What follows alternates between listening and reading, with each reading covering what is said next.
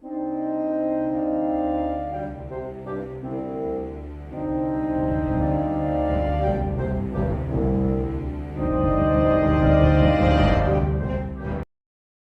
that cut off a little soon. Hello and welcome to another magical Saturday stream. I am your host, JoeMagician, and you know what? We had so much fun the last two times. We're going to talk about the Blackwoods again. That's right, Blackwoods Part 3. That's what we're doing here. With the last ones, we talked about the ancient history, we talked about the Age of Heroes, the coming of the Ironborn, the Justmans, and then we got up to the Age of the Conqueror with Aegon the Conqueror, the Dance of the Dragons. So we're like almost to the main series when they actually show up on the page. And as typical for me, and maybe for George as well, I have managed to talk a lot about characters that have basically few to no lines of dialogue and exist only as bits and pieces of history. So that's what we got going here. But yeah, today we're gonna be continue where we were last time. We'll be talking about the age of Aegon IV, Bloodraven and Bittersteel, dramas at tourneys. Let's see here. Some very suspicious marriages handed out, maybe by Bloodraven, connections to the current Targaryens and Starks, dramas, and then finally, I swear to God, well, maybe, we will get to the current timeline and perhaps talk about, them in the books that we love, what they've done on the page, where they're going, potentially what's going to happen to the Winds of Winter. Will Raventree Hall and the Dead Weirwood survive the winter? Or even whatever's going on in the Riverlands at the moment. Hint, hint, Lady Stoneheart's revolution. That, who knows what's going to go on there. So yeah, that's what we got going on. Part 11 billion. If only. Why isn't A Song of Ice and Fire just about the Blackwoods? That's what I want to know. Make it happen, George. If you're in the chat, make sure you slam that like button and share and do all the things. Let people know we're having a good time today. And as per usual, we have more shirt codes and stuff to give away. So let's see here, we have 35 likes. So when we get to 100, we'll give away another one. Yes, Guilty Undertaker. Will the Dead Weirwood bloom again? Or has it already bloomed? Has it given out fruit, as the stream title says? I think it has. I think the Blackwoods are not quite as dead as their sigil says, but we'll have to see in the future. I got a really good opening quote here. You guys will be excited. This is not from the World of Ice and Fire or from Fire and Blood. God help us, it's actually from the main books. This is after the battle at the camps and Tytos Blackwood rejoining Robb Stark. And it's a particularly poignant moment because it lets George tell us quite a lot about the Blackwoods very early on, so that you get a sense of the closeness between them and the Northerners, and particularly the Starks. A lot of stuff we've been talking about throughout the streams have been stuff that's written after the fact. I mean, if you look at the chronology of when George has actually written it, Fire and Blood came much later, as did the World of Ice and Fire. A lot of the information actually comes from A Dance with Dragons, or Storm of Swords. That's when, Tytos Blackwood and Jaime talk, along with Hoster Blackwood. Bloodraven shows up, all this other kind of stuff. Also, obviously, the Mystery Knight and the rest of the Dunk and Egg series. But here, where it is right away, this is a pretty good way of introducing and showing the closeness and hinting at things that George later expands. This quote, in particular, is one of George's gardener seeds that he planted and later expanded quite a lot. That's right, Aaron. Why isn't the series about the Blackwoods? That's what I want to know. Please. Come on, guys. Should be. So here we go. She found Robb beneath the green canopy of leaves, surrounded by tall redwoods and great old elms, kneeling before the heart tree, a slender weirwood with a face more sad than fierce. His long sword was before him, the point thrust in the earth. His gloved hands clasped around the clasped around the hilt. Oof. Couldn't say that one. Around him others knelt. Great John Umber, Rickard Karstark, Mage Warmont, Galbert Glover, and more. Even Tytos Blackwood was among them, the great raven cloak fanned out behind him. These are the ones who keep the old gods, she realized. She asked herself what gods she kept these days, and could not find an answer. It would not do to disturb them at their prayers. The gods must have their due, even cruel gods who would take Ned from her, and her lord father as well. So this is kind of what I'm talking about. Among all the northern lords, among all the people that are running to Robb's side, the Blackwoods stick out. They're the ones that Tytos with his great raven cloak, and he's sitting beside Robb. He's praying with him before the heart tree. This is one of those things that just sort of makes you go like, oh yeah, there's something kind of weird about them. There's something a little strange. There's more to know here. Why aren't any other river lords doing this? Especially because this is very, very long in the books. So George is still using this as exposition. We later hear the story about the Blackwoods coming from the north and all that other kind of stuff. But this is a really good encapsulation, especially with where the Blackwoods may have fit in the ancient north. That and we'll get to later how that may have worked out. Didn't Aegon V marry a Blackwood? He sure did. We're going to get to that today. The Prince of Dragon Flies? There we go. Actually, I can't really read it on the screen. I have to go to the chat. That's kind of weird.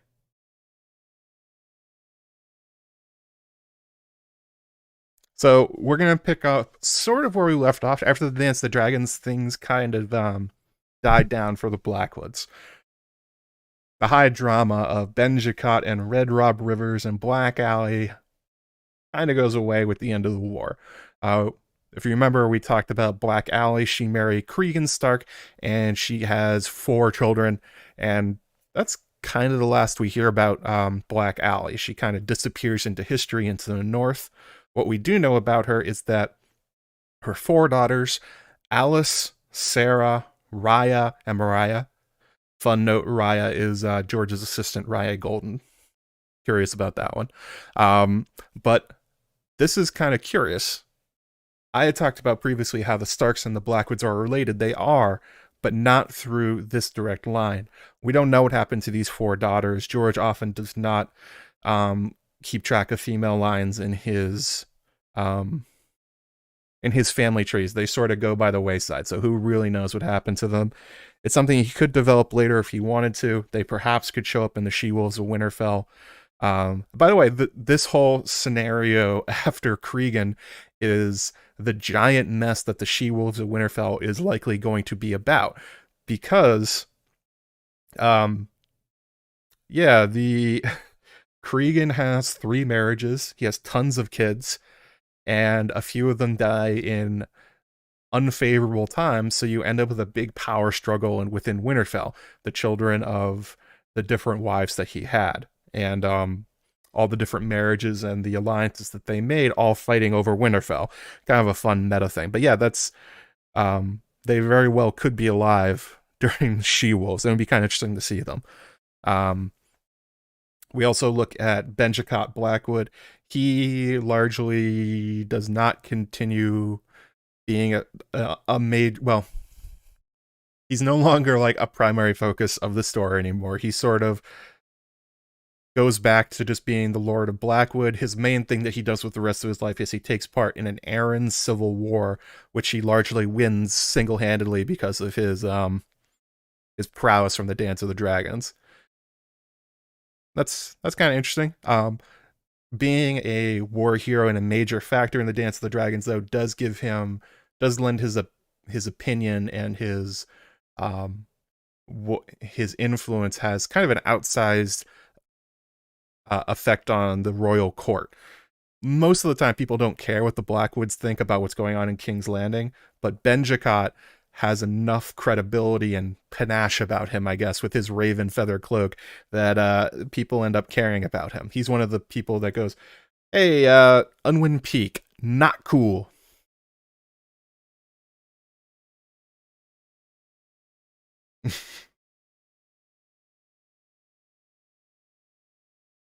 uh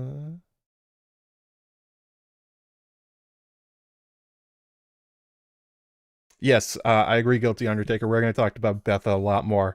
I think she will probably have a central part in the Village Hero. I talked about it in a previous stream, I think, when we were talking about like where's Dunkin' Egg going in the future. We're definitely going to get to that.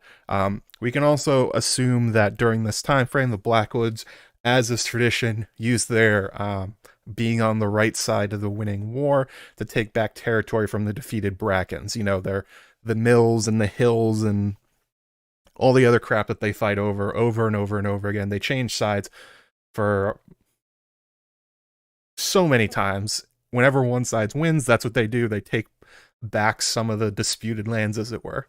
Hey, disputed lands. Hey, happy masquerader. Glad to have you too. Unwin Peak, worse than Ottawa Hightower or the same level of suck? Unwin is high up there in shithead levels. Yeah, Otto Hightower is maybe like his hero, if we say it that way. He's even more blatant about what he's doing.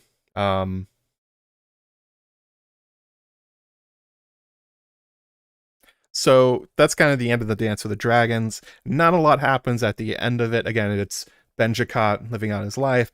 Black Alley has a bunch of kids and dies, unfortunately. It'd be cool if she was still alive during She-Wolves, but it's probably outside the time frame. Her daughters were definitely in play, though. So we move forward a bit to the reign of Viserys II. This is the brother of Aegon III, who, quote unquote, I guess wins the Dance of the Dragons. Did anybody win? Sort of, not really. But Aegon III, son of Rhaenyra, is the one that ends up winning. And he has a few kids and they don't last. Obviously, you have Daeron the Young Dragon, who goes to Dorne and dies. Good job by him. You have Baelor the Blessed, totally cracked in the head, has no kids. So the throne then passes to Viserys as the, math of family trees ends up working. Unwin is truly not cool. Why is his name Unwin? Yeah, it's like it's like his parents named him to be a villain. It's weird. It's not even really a take on Tywin. Why would you go from Ty to Un? Um, Unwin ever step on a rake? Yes, completely, over and over and over again. His reign of Hand of the King was nothing but rakes to the forehead because he sucks, and killing children. Because way to go, Unwin.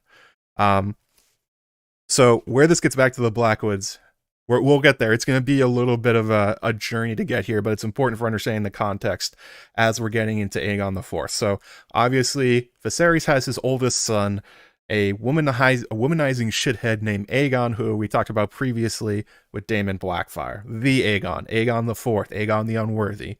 His younger brother, obviously Daemon the Dragonmite, who's in love with their sister Nerys, but Viserys forces Aegon and Nerys to marry instead. This causes a whole kerfuffle between the two of them, and Aemon joins the Kingsguard. Aegon marries Nerys. Nobody's happy. Everyone's crying and fighting, and it all sucks. Way to go, Viserys. Really did a great job on that one. So we sort of haven't talked about this a lot. It sort of came up during the Daemon Blackfyre stream, but we sort of have to talk about the Maiden Vault now. The uncool invention of Baelor the Blessed. So during the reign of Baelor I, Baelor had become convinced that great harm would come to the world if any of his sisters, Dana, Rhaena, or Laena, had children, and especially with him.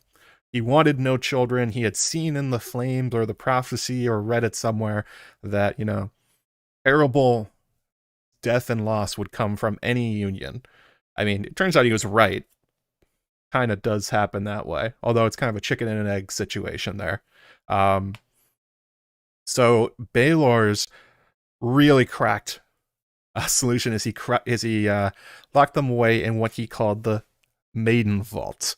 It was kind of like a courtly prison, I guess, in the Red Keep, uh, near the Royal Sept. When I say it's a courtly prison, it's not like they were thrown into the black cells or anything. They weren't thrown into the dungeons. It was more like house arrest. They weren't allowed to leave the Maiden Vault, essentially, but it's still within the Red Keep. They still are treated like nobility. They're just not allowed to go anywhere. It sucks. It's terrible, but it's also not as bad as it could be. Like, if Maegor the Cruel wanted a Maiden Vault, he wouldn't bother with giving them a noble lifestyle. They would just be in the black cells or dead. So, I don't know. Still not great, but it could be a lot worse, I suppose.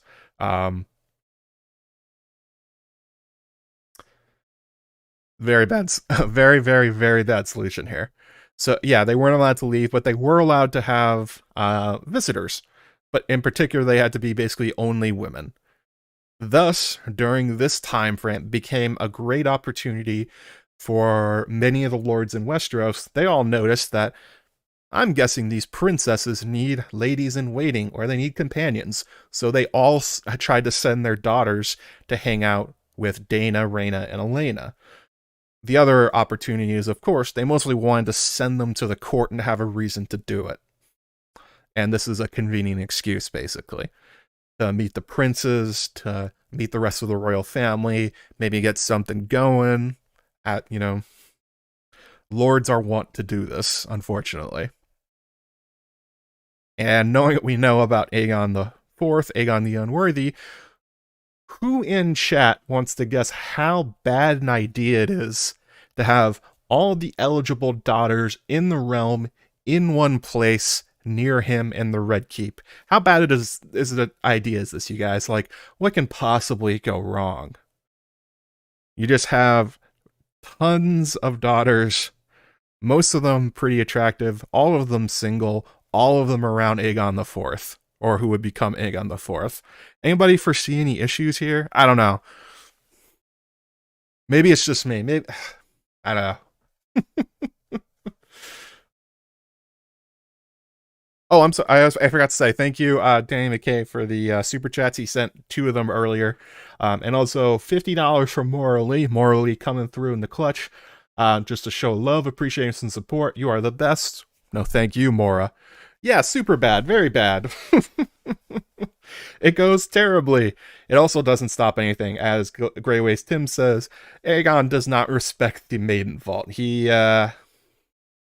ignores the fact that no men are supposed to be around them. That applies to other people. So yes, the terrible, terrible idea. Young Aegon treated this as a challenge to, I guess, make the 8 or more among all the ladies in waiting to the Maiden Vault, and it eventually became a thing where lords were sending their daughters to the Red Keep, not because they wanted them to hang out particularly with the princesses, but they wanted them to be around Aegon, because word got around that he was nailing everybody's daughter, and they were hoping for royal bastards or a royal marriage, maybe down the line. Yeah. Yeah, I mean, it's a thing that continued into Aegon's reign. We talked about that during the Daemon stream, that lords continued this practice well into later in his life, that they would invite him around, put him in proximity to their teenage daughters, and just sort of say, nail the king, we'll get something good out of it. Started early. Are the Starks and Blackwoods related? Yes, they are.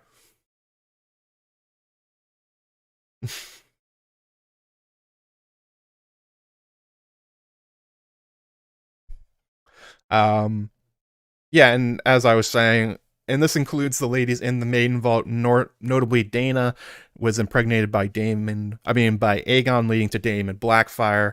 But late in the reign of Baelor the First, someone in particular is sent to the Maiden Vault in order, it seems, specifically to try and entice Aegon, and that is, of course, Barba Bracken. Or, quote-unquote, the buxom Barba Bracken. She is quite curvy, thick, as it were.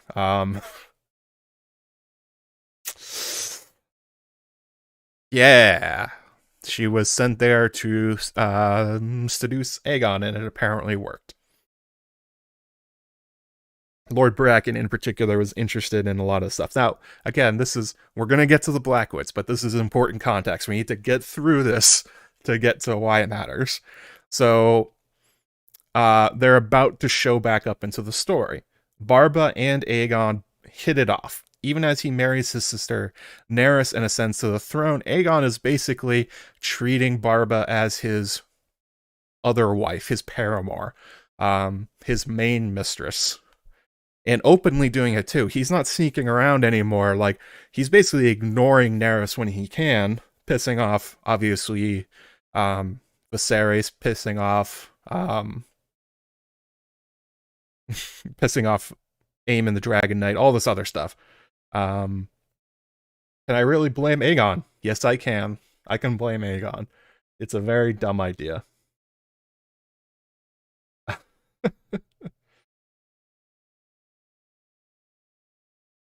Lord Bracken making himself a budget auto Hightower. On the right path. So we're about to get to there. So the way to Aegon's power is through his lower dragon, I would say, and the Brackens take advantage of this. Barba uses her influence over Aegon as his primary, his main squeeze, as it were, to make sure that Lord Bracken has a lot of influence over Aegon. And this becomes a problem, obviously, when Aegon takes the Iron Throne. Viserys II dies, Aegon rises to become king, he needs a hand of the king. Who does he choose? Well, obviously, that cool guy Lord Bracken with his awesome daughter. Duh. Who else would he name Hand of the King? Because that's how Aegon thinks. You can see the problems here already. If you're anybody else in the realm, you're probably thinking, wow, Lord Bracken's probably going to try and kill Nerys and Daeron, and then marry Aegon to Barba because he likes Barba, and he does short-sighted, immoral things all the time, so this may be something he would be down for, especially with Viserys dead. Nobody's around to stop him anymore. It's basically just Aemon the Dragon Knight that he worries about. So at this point, Daeron the First is already born, or who would become Daeron, but Nerys nearly dies giving birth to twins. She almost nearly died giving birth to Daeron, and Aegon seemingly is trying to impregnate her into the grave. That he does not care, that childbirth and Nerys do not agree. It may be that he's literally trying to kill her. He does this kind of stuff all the time. He's just a total shithead about it. And after the twins, it happens again. Basically, Nerys is on her deathbed. Nobody thinks she's going to survive. Seems almost certain she is. But it's also a little bit convenient that maybe Nerys will die in childbirth to these twins who don't make it anyway.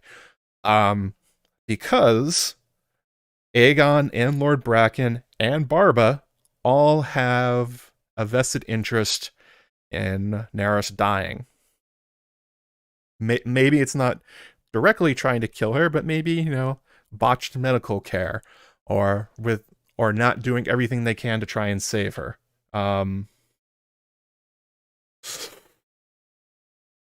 Yeah, and as this is happening, we get the story of what's going on. As discount Otto Hightower, Lord Bracken, does, he tries to convince Aegon that, if Nerys dies, don't you think you should marry Barba? You guys make such a great couple. You guys love each other. You're young. You look great together. You have this bastard son, Aegor. He seems really cool.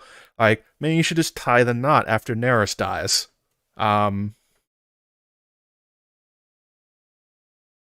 Impregnate to the grace, a phrase I've not heard before, I find very succinct in idea transference. I think that's basically what was going on. It's implied that Aegon did not care about Nerys, did not care about her well-being, and would have been happy to get rid of her. So why doesn't he just get rid of her? Well, he has his son Daeron, but more importantly than that, his brother Aemon the Dragon Knight. Basically, it's heavily implied that Nerys' true love is Aemon, who's I don't think he's Lord of the Kingsguard at this point, but he does eventually. And it's, again, it's very heavily implied that Aegon knows if anything bad happens to Nerys that seems like it could have been murder or him trying to kill her, that he would probably end up with his head on the floor with Aemon standing over him with Dark Sister. That anything happens to her or Daron, Aegon's toast, and he knows it, and he's a coward, so he's not really willing to push it that hard.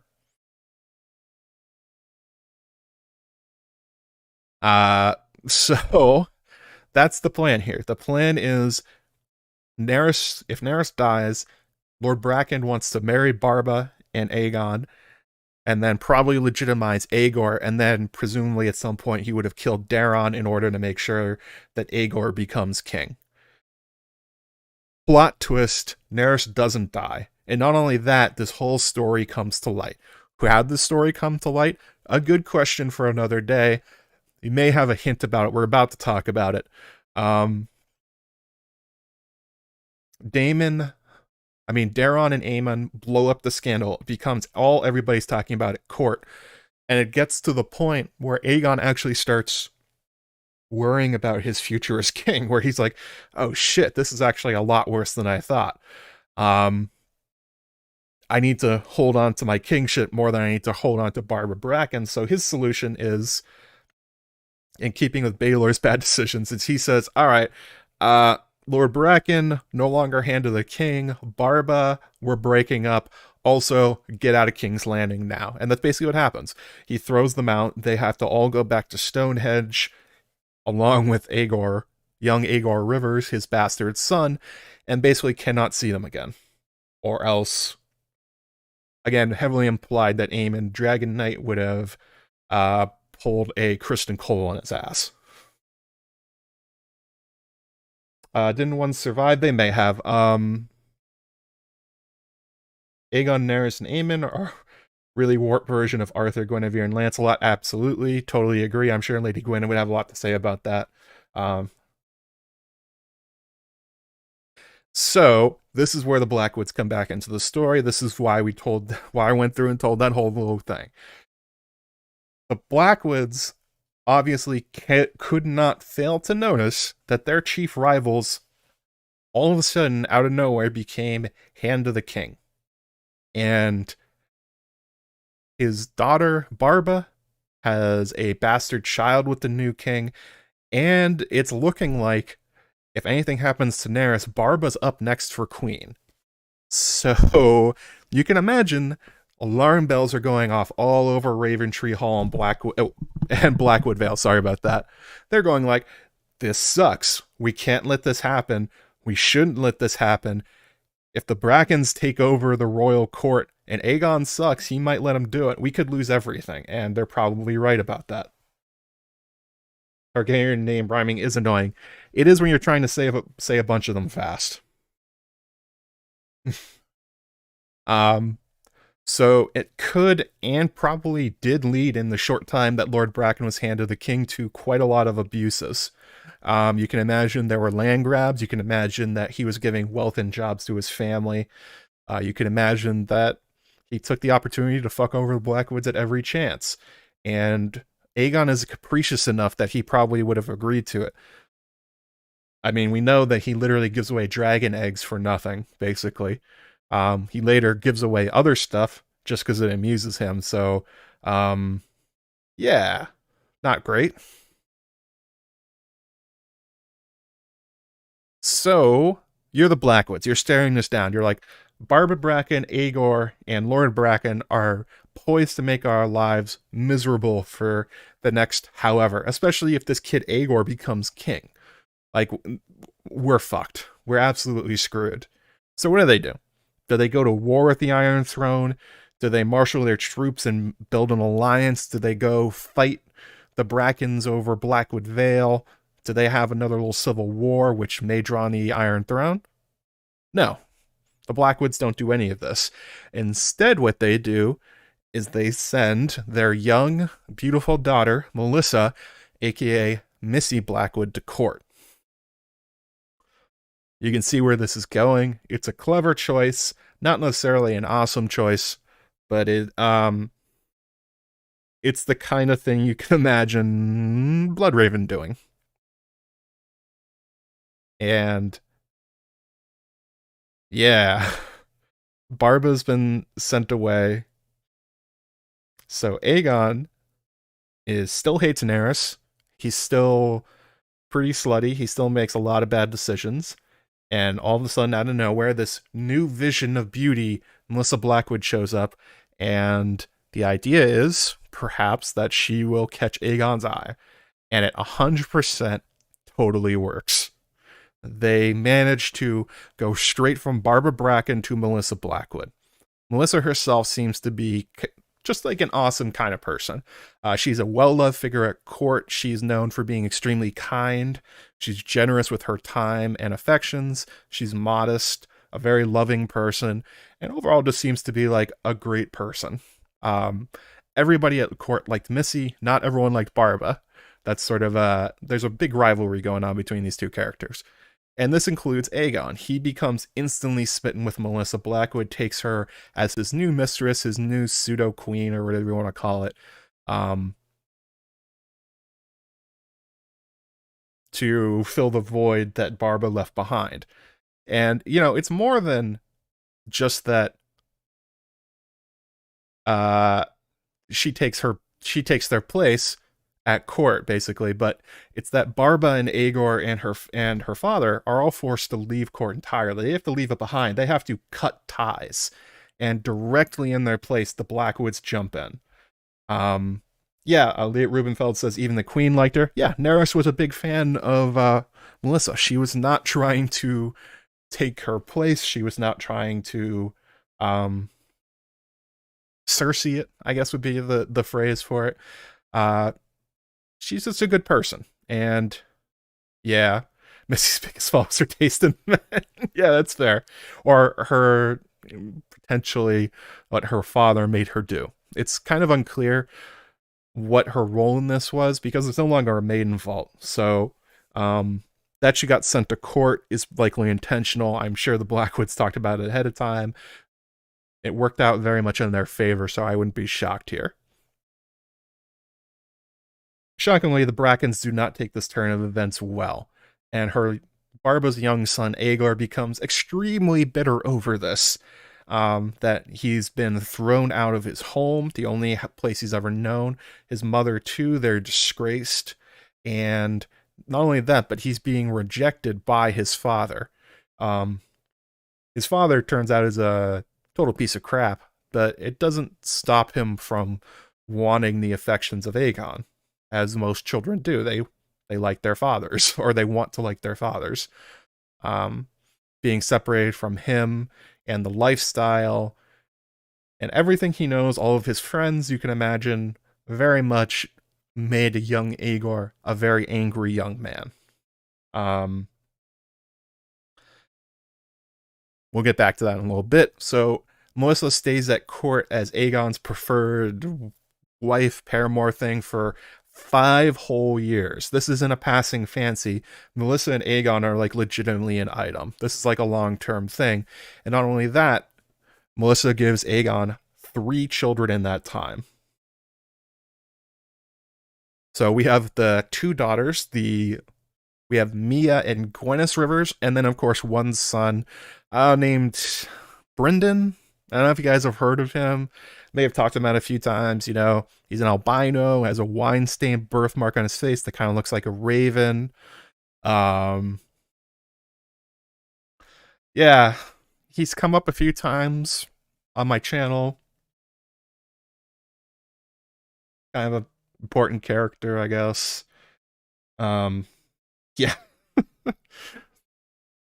That Bloodraven. How old was he when he had to leave court? Pretty young. Aegor, I think, is the oldest of the Great Bastard, as it were. He's definitely older than Bloodraven. I think he's older than Daemon, but maybe not. I forget which order it exactly is. But yeah, so yeah, Bloodraven shows up. This is his origin story, the Blackwoods through Missy Blackwood.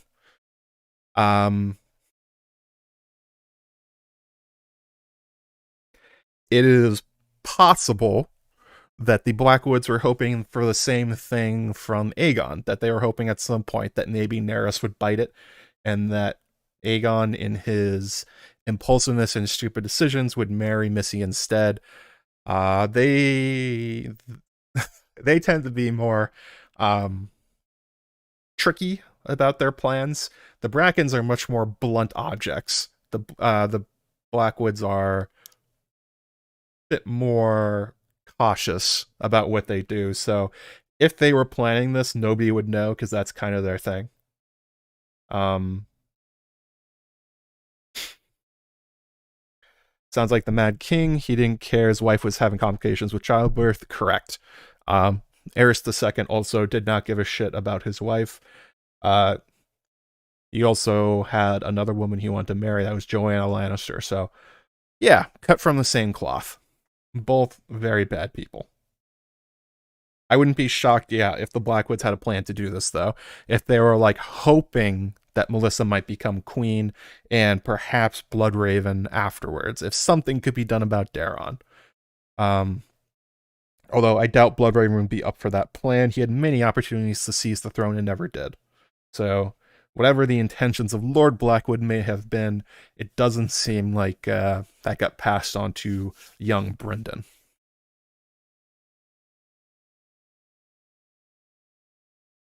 So, even if that's not true, the Brackens clearly see it that way. They're like, "Oh shit!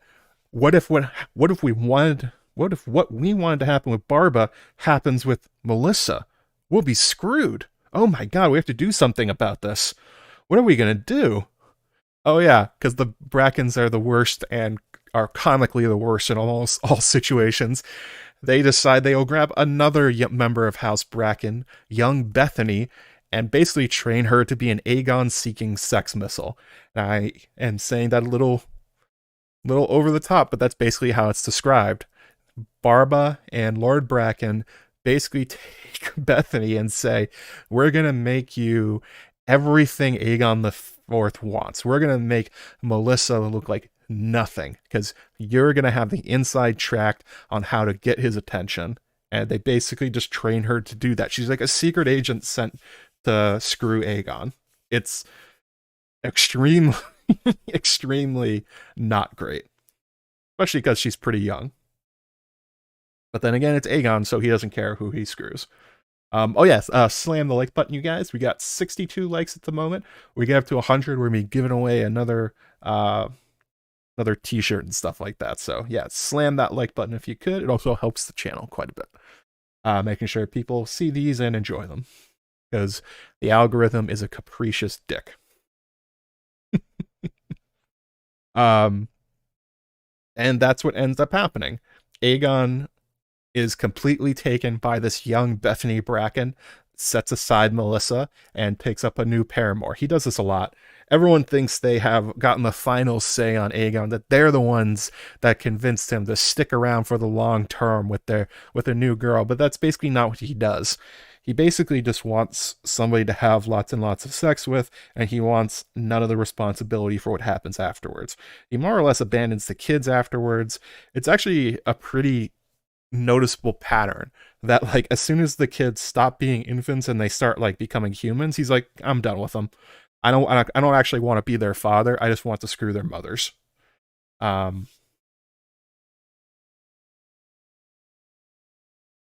Because again, Aegon, tremendous dick, and unfortunately it works.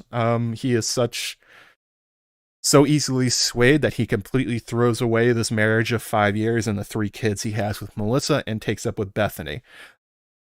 But what's different here, and one thing that probably made Bittersteel quite upset, and actually we for sure know it did, is that Bloodraven and Melissa are not forced to leave court in disgrace.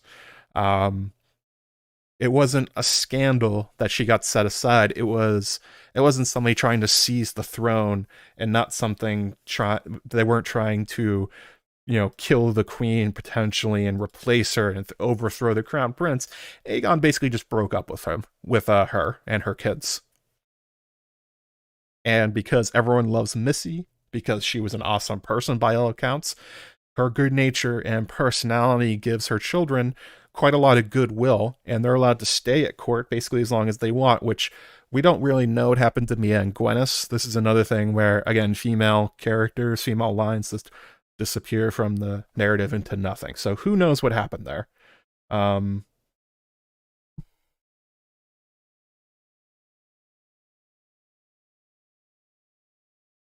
Bloodraven is the only one we know that takes advantage of this, and a lot of his ability to go places at court and his ability to give himself opportunities to have an important life are largely because of Missy. And obviously he's a kind of like a genius level character. He's very much a spy mastery sort of person. So he ends up proving his worth, but it's largely Melissa that lets him stick around. Otherwise, Aegon tends to ignore his bastards like they don't exist. It's a lot like Robert Baratheon, where he liked Mia Stone when she was a baby and he could play with her. He doesn't like her so much now that she is a grown-up woman in the Vale who has wants and needs and perhaps need a father. That's what he's interested in.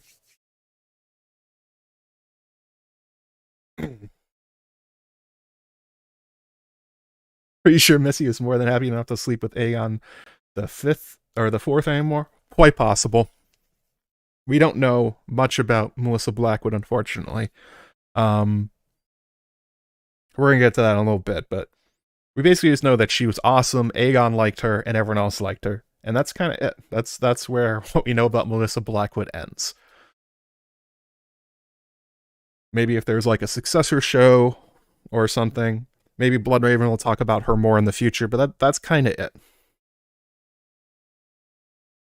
So we're going to get to now the thing everyone wants to talk about, the thing everyone's interested in. I know all of you are. Let's talk about the Teats. Let's talk about some boobs. That's what we're doing. Let's talk about famous boobs in A Song of Ice and Fire history. I can't believe this is a plot point. George, everyone knows that you are a boob man, and you made it clear by making two women's boobs the major focus of a rivalry between two gigantically powerful houses in the Riverlands, and like a continued plot point that continues to this day. That's right, we're talking about the Teats. Got here just in time, Sarah. Yeah, good timing on that one, right as we're getting to it. So this is kind of like a microcosm that's pretty instructive for the rivalry between the Blackwoods and the Brackens and how very stupid shit causes it to escalate out of nowhere. This is one of them. When Barba Bracken was Aegon's mistress, they are traveling through the Riverlands, the Bracken lands, and they came across the two hills / mountains. I think they're just hills. I don't think there are any mountains in the Riverlands, known as the Mother's Teats. Famous boobs and geography. Yep. Yeah, the Teats are the Mother's Teats. They're two matching hills in the Riverlands. Likely the mother's name came after the Andal invasion because it would be silly for first men to name these hills after the Andal god, the mother. So it's likely that the Teats was originally the Blackwood name for them as first men and sticking on with the old gods, whereas the Mother's Teats would probably have been the name of the Brackens for them. Okay, so why are we talking about two hills named after boobs? Why are we doing this? Why is this an important part? It's a matching set of hills that sits between the Blackwood and Bracken lands. And in between the two hills is, of course, the village of Pennytree, which you may remember from Dunk and Egg, the infamous village that Arlen of Pennytree, Dunk's knight father figure, is from. Jaime also visits it during the Dance with Dragons. This is probably where the village hero may take place.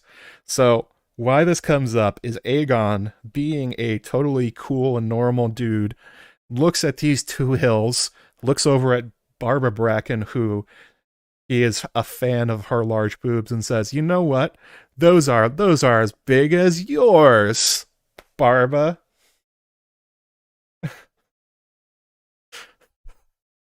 God damn it, Aegon. We should call those not the mother's teats. We should call them Barbas. And because he's a king, that's what happens. People start calling them, and particularly the Brackens are like, yeah, we're proud of Barba having big teats. So we're definitely going to call those hills that forever. Because that's a normal thing to do. Turns out Aegon IV is basically has the sense of humor as a teenager, like a horny teenage boy. Never really got past that point. Um, uh, so it's they kind of are an important set of hills. They have seen plenty of battles, and they're highly prized as defensive locations between the Blackwoods and the Brackens, like strategically. And during the reign of Aegon IV, they belonged to the Brackens, possibly taken by Hand of the King, Lord Bracken, as a land grab, but you never know. So this story continues. This is not the end of it. Oh God. After Barba got removed from court, she made a comment that Melissa Blackwood was not as well endowed as herself in the boob department. That Melissa was as flat as a teenage boy. And this is some...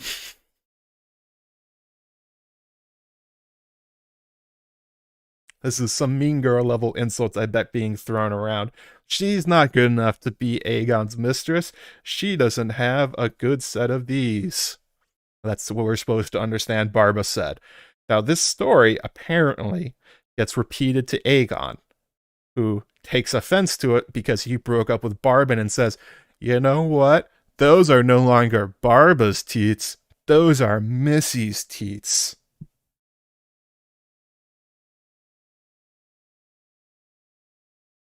I hope I am giving this the correct gravitas it deserves.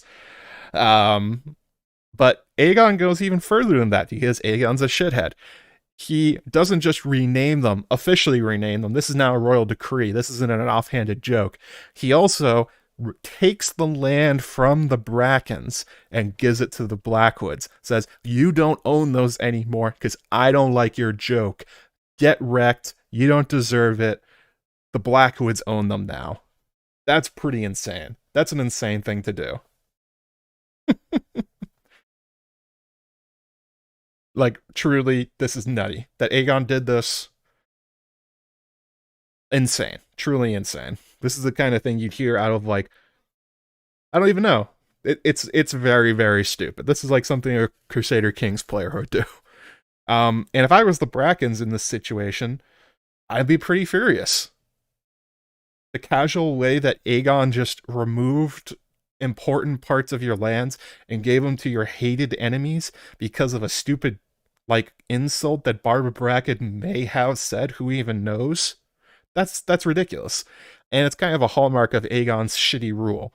And it's this stupid, actually, in the chat, high school cafeteria levels of intrigue. Yeah, because of this stupid high school cafeteria level of intrigue about which of Aegon's mistresses has larger teats, the bubbling conflict between the Brackens and the Blackwoods is back on the table. It's on again.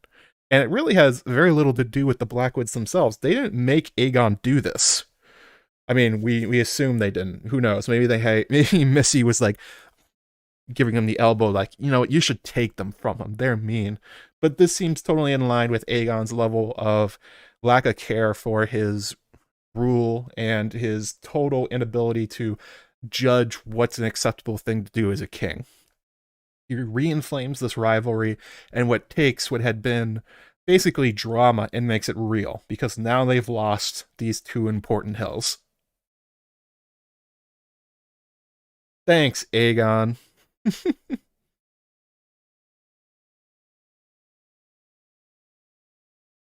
I'm sorry, Aaron. You had to approve so many posts. Yeah, about that.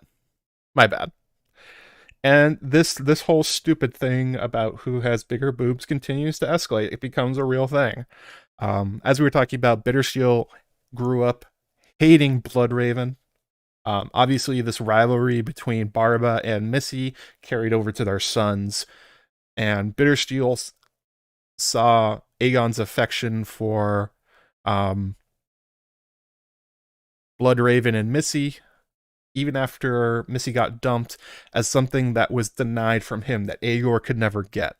That he was the forgotten bastard son, whereas Bloodraven and Daemon were the favored sons. They are the ones that Aegon kept around. They're the ones that he let be around court. They're the ones that he seemingly would rather be his sons than Daeron or Aegor.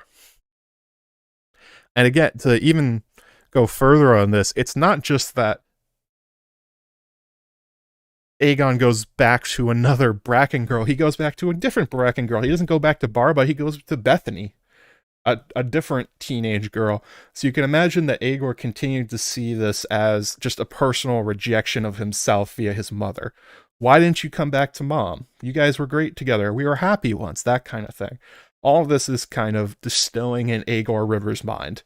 And he takes out this anger and the resentment at Aegon IV, at mostly Bloodraven, but also the Blackwoods in general. Remember, during most of this time, Aegor is not at court. He's back at Stonehenge, so he's living through all the stupid drama between the Blackwoods and the Brackens.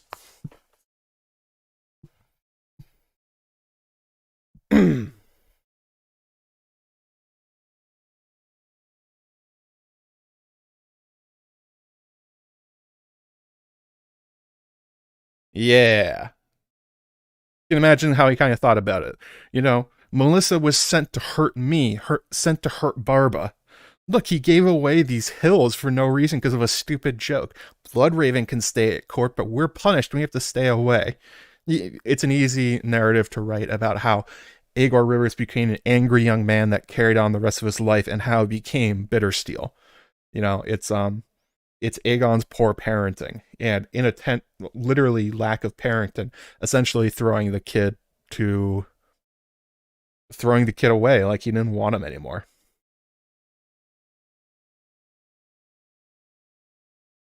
And this personal rivalry about which teenagers a lecherous shithead wanted to fuck and his casual stripping away and giving away of lands follows these two half-brothers for the rest of their lives, even to the current time frame. Bloodraven's still thinking about Bittersteel, and it all goes back to who Aegon IV would be preferring to plow. Great stuff. Although it's kind of, again, instructive of how petty the rivalry is between the two houses. It's largely over very little. So, getting back to the Brackens, the Blackwoods themselves, like, what was Bloodraven's relationship to the rest of the Blackwoods? Because obviously he excels. We've done, I think, 2 streams about Bloodraven in particular. We're well acquainted with him. He becomes Hand of the King. He leads the Loyalist faction in the Dance of the Dragons. He effectively rules over the realm, especially after Daeron's death. I think it's with King Jaehaerys II, that who's basically an absent king, and Bloodraven's ruling in his stead. So that's largely his Targaryen side, but what about his Blackwood side? What's going on here? So we don't hear much about Bloodraven ever visiting Raventree Hall, Blackwood Vale, or really much about his family, other than his Targaryen side. This part of his life is off page, and you kind of have to imagine a lot of it or construct it from different sources. As I said, Gwyneth and Mia Rivers disappear from history. No idea what happened to them. Maybe George will do something with them one day, but probably not. He tends to let these lingering female characters they just don't do anything. He doesn't do anything with them.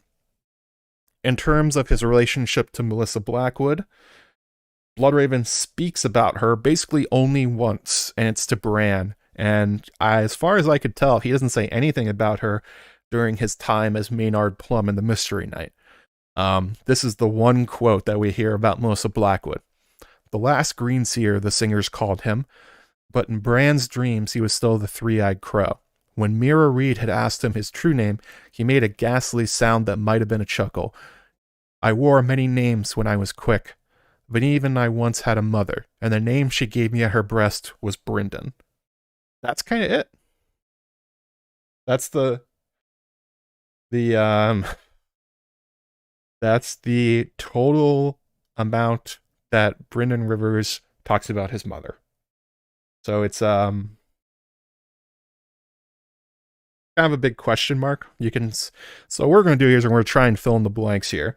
During Bloodraven's time as Hand of the King, as being the effective king of Westeros, what was going on with the Blackwoods in the background? And there are some hints that he was a lot closer to his Blackwood roots than many realized. That he didn't just define himself as Brynden Rivers, son of Aegon. That he did take measures to make sure that he was at least in contact with the rest of the Blackwoods and doing things for them. Melissa Blackwood. People naming themselves after characters. Gotta love it. I would assume that Bloodraven sisters made good marriages after they're legitimized. Could have been. No idea what happened to them. George has no information, so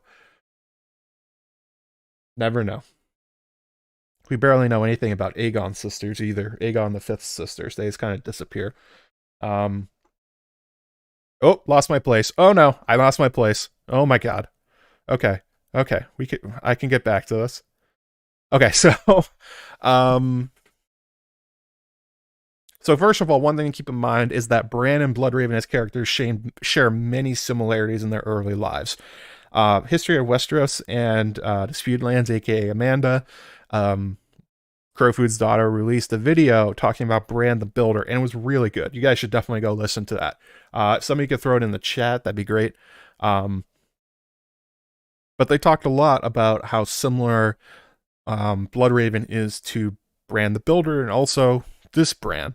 So one thing is obviously that their names are pretty similar. They have the same root. Brynden and Brandon are 2 letters off, and they have the same like phonetic root to them. Makes a lot of sense.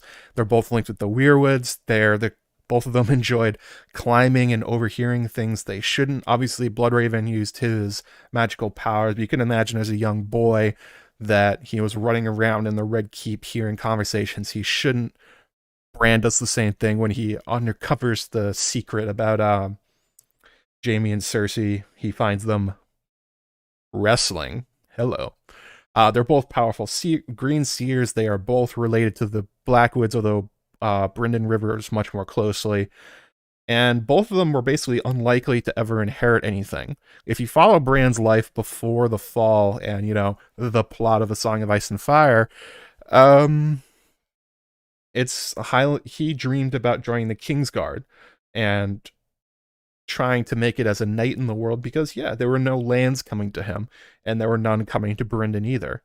They both would have had to make whatever future they were going to have because, unlike Robb or Daron, who are going to be given everything, both of them were going to be second sons on the outside looking in. So that's kind of you can use a little bit of Bran's life to inform what Bloodraven's may have been like. So in particular, there are no Weirwoods in King's Landing. Their Godswood just has a bunch of random trees. I think they have an oak tree, which often stands in for Weirwoods where they can't grow. But obviously there's the big great one in Raventree Hall. There are numerous ones out in the world, especially at places like Storm's End. There's a bunch of castles that still have Godswood, Harrenhal. Bloodraven's connections to the trees and the children, didn't come from nowhere. Obviously, at some point, he would have contacted them before he went beyond the wall. He was using warging and skin changing and possibly green seeing much younger in his life. So you have to imagine, much like Bran, was Bloodraven getting visions of dreams of things yet to come? Was he hearing the whispers of the trees in his dreams? And would have he been led to seek them out, exactly like Bran is doing to him? It's quite possible that that's what would have happened. You can imagine that as a youth, he probably went to Blackwood Vale and saw Raventree Hall, go visit his mother, the rest of his family, take vacations, that kind of thing. He could also definitely could have gone to see the Isle of Faces. That's a pretty good possibility there. Um, so when you're looking at how hard Bran is being pulled to the Weirwood, you can imagine a similar thing happening to Bloodraven. Of course, he doesn't talk about it, and it's not on the page, but the connections are there that you can probably dub some of Bran's life onto Brynden. And then obviously we have his time as Maynard Plum. Even at the height of his powers during the Mystery Night, when Bloodraven is pretty much as powerful as he will get in Westeros, Bloodraven would just go undercover using glamours to travel undetected among the common folk. He would essentially play it being a hedge knight just for funsies.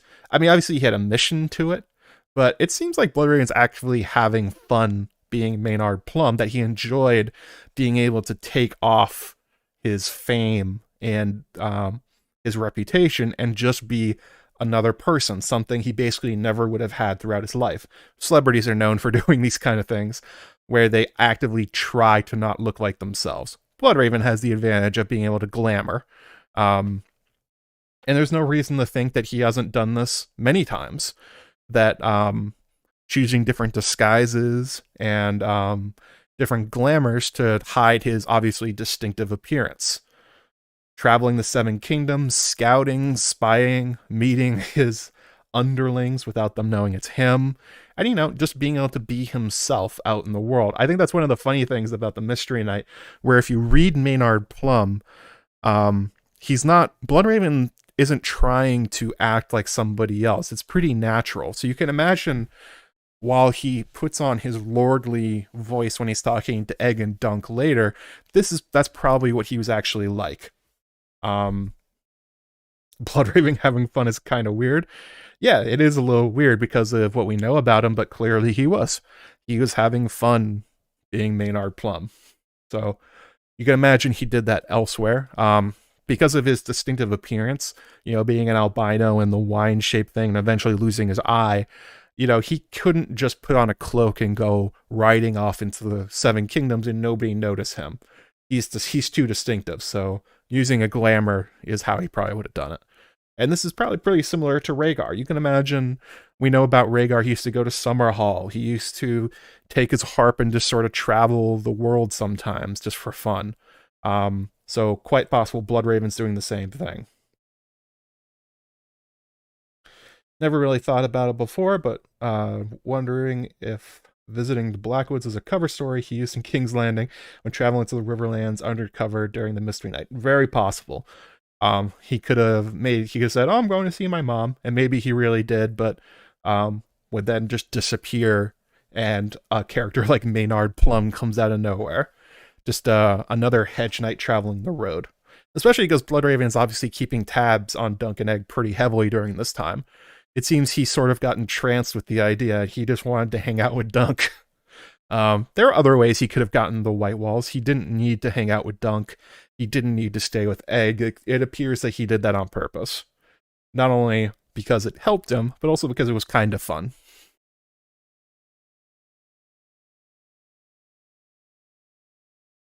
Yes, he also trolled a lot of people. Bloodraven's a notorious troll. So, again, this is a definite opportunity for him to go home and go see the Blackwoods and go hang out at Raventree Hall or go see other Weirwoods and stuff like that.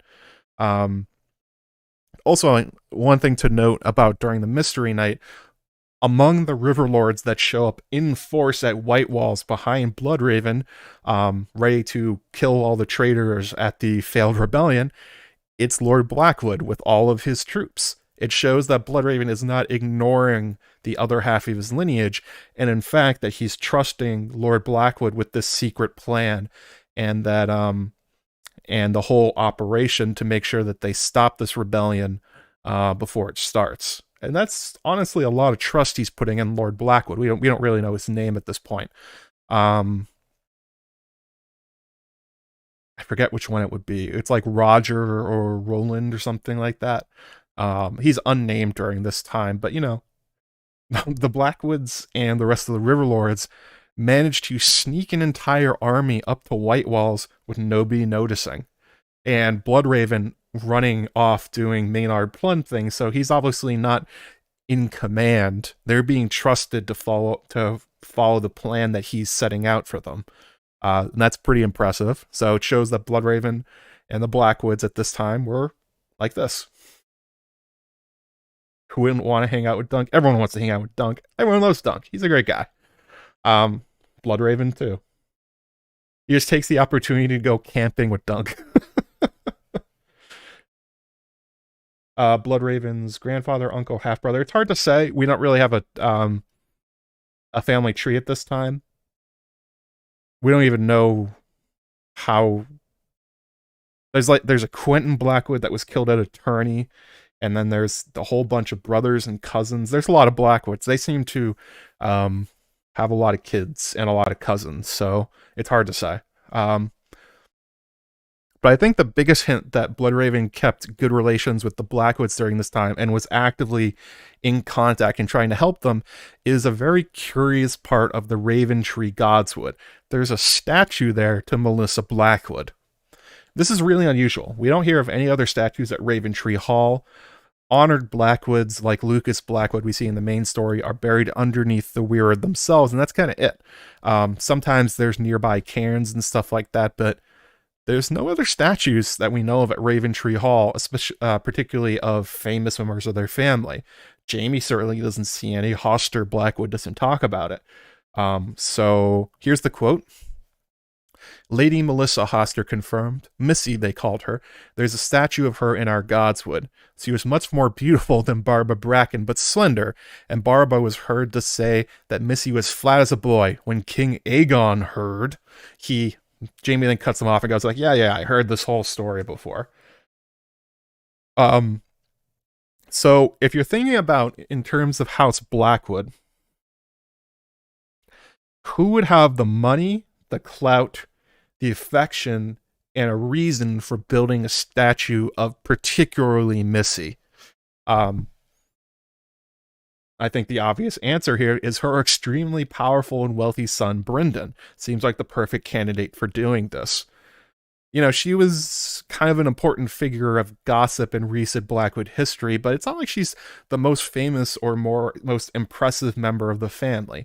Certainly somebody like Black Aly or Agnes Blackwood are great heroes of the house. And there's also Benjicott, there's Red Rob Rivers. Missy is important because she relates to Bloodraven. That's kind of it.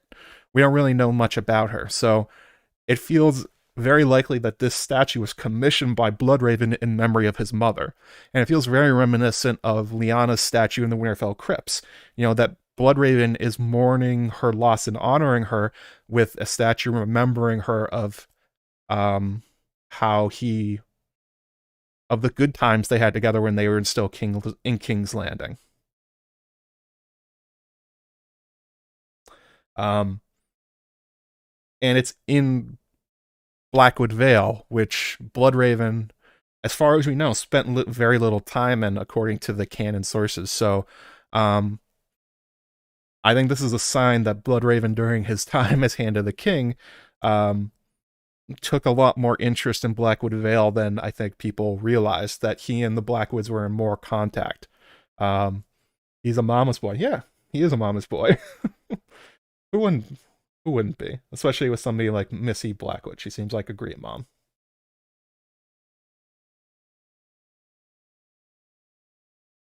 So it's highly likely that during this whole time frame we're talking about Bloodraven's reign over Westeros, that the Blackwoods, who do not shun their bastard children, much like Northerners, they tend to try and make use of them. They treat them like mostly normal members of the family, saw Bloodraven as kin and not someone to be ashamed of, especially as he rose in power and influence. You know, think of Red Rob Rivers and his proto-Raven's Teeth that were running around during the Dance of the Dragons and being an important part of the power structure with Benjicott and Black Aly's resistance in the Riverlands. It's quite possible this same relationship existed between Lord Blackwood at the time and Bloodraven.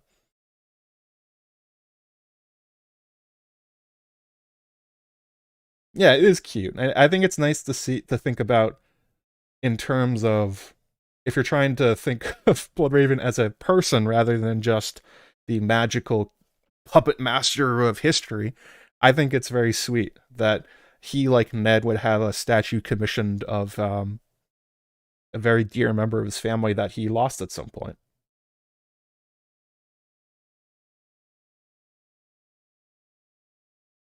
And then we just have again, we have Blackwood and Brackens fighting it out in their long history of struggles over stupid shit. That's Bloodraven and Bittersteel. The whole big shebang is just a personalization of their history. Everything about it. Bloodraven doesn't need money with the Green Seer abilities, but he does have it. He has a lot of money in his hand to the king. He has access to all the royal wealth, and he spends it. So he's allowed to. So yeah, I think he probably made that statue as a tribute to Melissa Blackwood.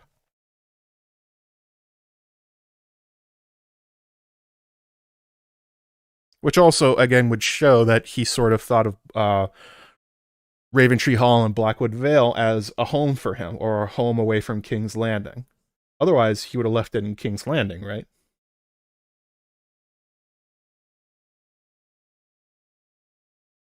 There's some other sort of drama lolling stuff that happens during this time. We talked about it at the Otho Bracken, the Brood of Bracken, previously killed Lord Quentin Blackwood at Attorney 3 years before Ashford Meadow. This is in the Hedge Knight. Quote goes, the brown tent beneath the red stallion could only belong to Sir Otho Bracken, who was called the Brood of Bracken since slaying Lord Quentin Blackwood 3 years past during a tourney at King's Landing. Dunk heard that Sir Otho struck so hard with the blunted long axe that he stove in the visor of Lord Blackwood's helm in the face beneath it. He saw some Blackwood banners as well on the edge of the meadow, as distant from Sir Otho as they could be. Also, in the Hedge Knight, Otho refuses to help Dunk, as do the Blackwoods. I also think this is kind of a fun thing, that despite holding the old gods, the Blackwoods still take part in tourneys, they joust, they fight, all that other kind of stuff, despite not being, anointed knights in the Seven. And they're important enough to get away with it. Oh, super chat from Kraken Queen, 50 PLN. No question, just thanks for the great content. Gurm Geography. Thanks, Kraken Queen. Appreciate it. Hang on a second.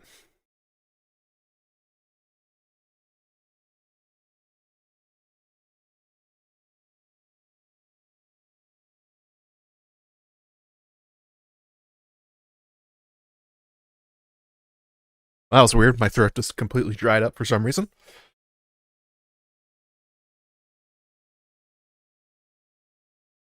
After this and during the Sworn Sword, it's noted that Otho stands to inherit Stonehenge, and the Blackwoods have been aching for a reason to get vengeance against him for the death of Lord Quentin. This is from the Sworn Sword. It says, the Blackwoods will never stomach the Brood of Bracken as a neighbor. It means war. It will mean war. Dunk knew about the ancient enmity between the Blackwoods and Brackens. Won't their liege lord force a peace? Alas, said Septon Sefton, Lord Tully is a boy of 8, surrounded by women. River Run will do little, and King Aerys will do less. Unless some maester writes a book about it, the whole matter may escape his royal notice. Lord Rivers is not like to let any Brackens in to see him. Pray recall, our hand was born half Blackwood. If he acts at all, it will only be to help his cousins bring the brute to bay.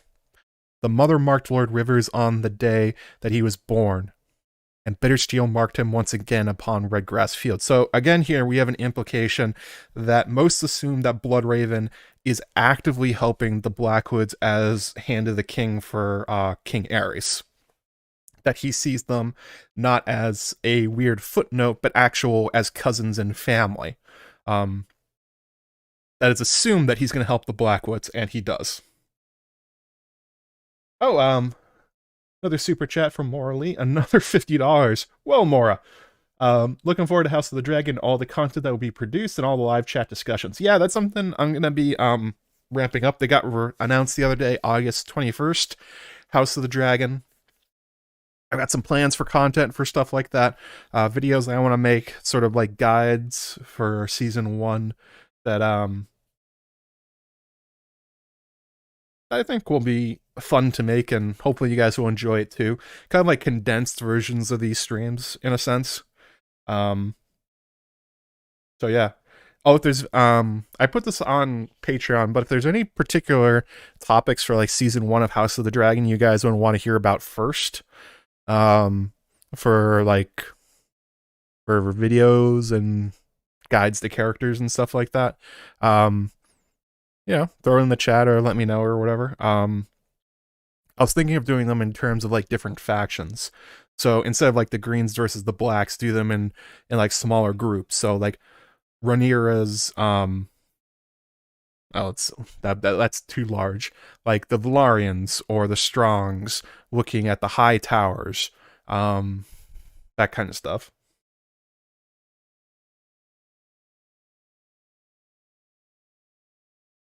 I don't know. It's still in the planning phases, but it's something I'm looking forward to do.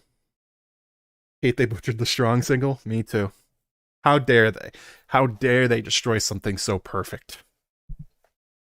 Not a lot of news from the people got really excited about that announcement, but it was just like it was a date and then a bunch of set pictures. It's like, okay. I thought about doing a video about it, but I thought the community post was about my level of interest. It's just a date, it's not a trailer or anything, so there's nothing really new to learn. I guess that Viserys has the dagger, but obviously they already did because Alicent had it in the previous trailer, so that doesn't really tell you anything. It didn't come from nowhere when Alicent held it in that one scene. It was pre-existing, so I kind of talked about that one already.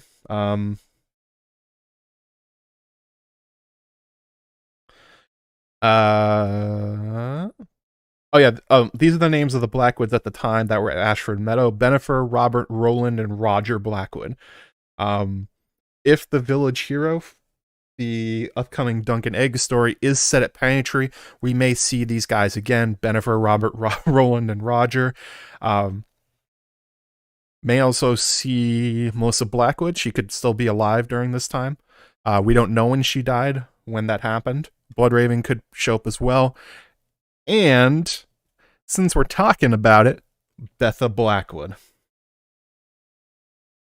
So let's get on to one of the things that makes people think that Bloodraven was actively helping the Blackwoods during his time as Hand of the King, and the number one among those is Black Betha Blackwood. During his time as Hand of the King, he takes it seriously to help out his cousins. Although many assume that the story about Bloodraven during this time is that his eye is set on Essos, that all he cares about is Bittersteel, and is ignoring everything else. Of course, as Maynard Plum, Bloodraven kind of rolls his eyes at that idea, and it's fair to say that he has that's his main focus, but it's not his only focus. He has a lot of plates he's spinning, more or less, and again, among them is arranging potentially fruitful marriages for the Blackwoods. That he's going out of his way, it seems, to make sure that the members of his other house are benefiting from his influence and power. So, the first one, again, Betha Blackwood. It's unknown how or when this happened. Well, we kind of know when. Okay, so how or where it happened. But the young Prince Aegon, aka Egg from Duncan Egg, he somehow meets and falls for Betha Blackwood, who's a cousin to Brynden Rivers. They get married at when she is 19 years old. I forget how old how old Egg is, but pretty young. And it's implied in the text that the marriage was for love, not an overtly political alliance. Like, Bloodraven did not order Egg to marry Betha. The story goes that they met each other and it's a mutual affection kind of marriage rather than a political one. We know this especially because Egg's son Duncan later cites his own parents' marriage as a reason that he should not have to give over his life to marrying the Baratheon girl, basically, that he wants to marry his Jenny of Oldstones, and it's like, you guys married for love, why can't I? And Egg and Betha just kind of go like, yeah, you kind of got us there. It's it's very likely that Egg and Betha were not consciously making an alliance between the Blackwoods and the Targaryens, especially because when they were married, Egg was like 10th in line or something crazy like that. Nobody thought he would end up on the Iron Throne, so it didn't really matter for them. And it wasn't an arranged marriage or anything like that. But one thing to keep in mind is that because they don't think it was a political alliance doesn't mean that Bloodraven doesn't see it the same way. Basically, that it's totally within Bloodraven's abilities to suggest to Egg that maybe he goes to certain places, or Dunk as well, knowing that Betha will be there, or just members of the Blackwood family hoping that Egg and the two of them get along. Very, very possible, very easy to pull off. You don't have to be a super mystical puppet master, master of magic to get the idea that two teenagers may hit it off if you get them in the same room. And that's kind of what ends up happening with Egg and Betha.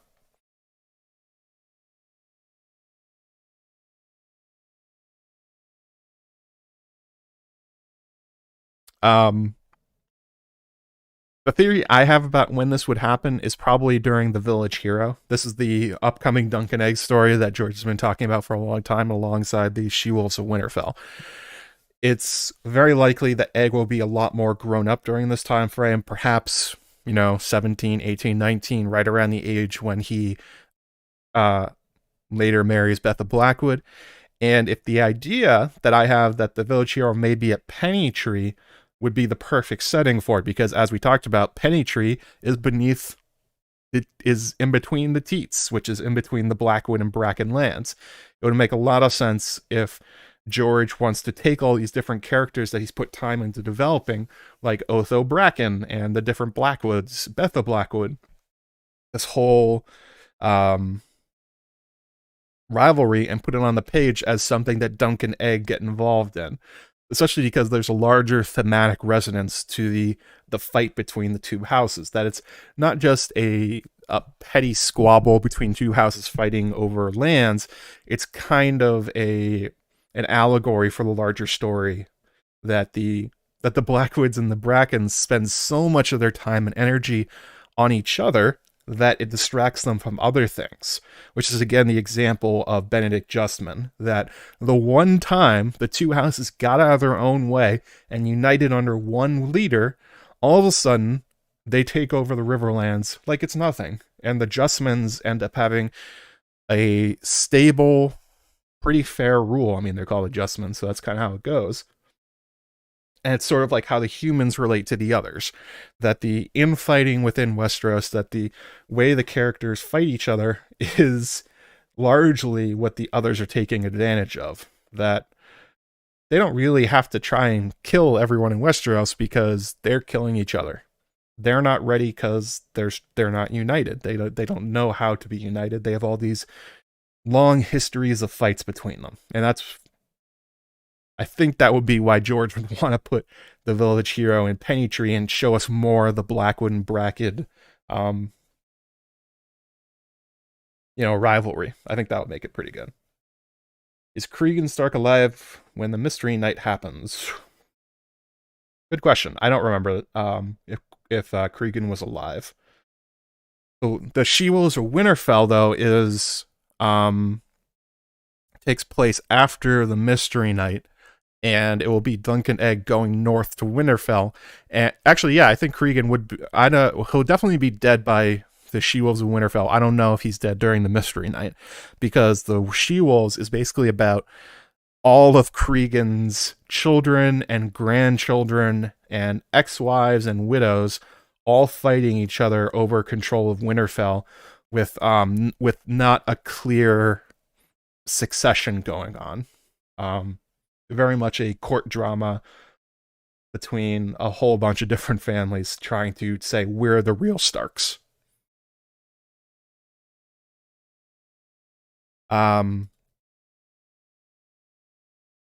So this whole thing about Betha Blackwood marrying Egg is often brought up as sort of proof that Bloodraven has been trying to get Egg on the throne all along.